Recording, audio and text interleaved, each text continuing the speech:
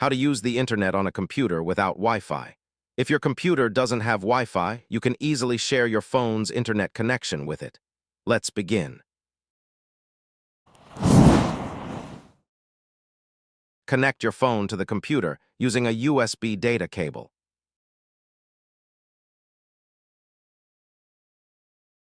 Go to Settings, Connection and Sharing, Personal Hotspot, turn on USB tethering.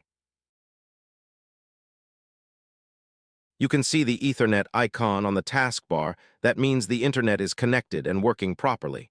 Now try to visit a website.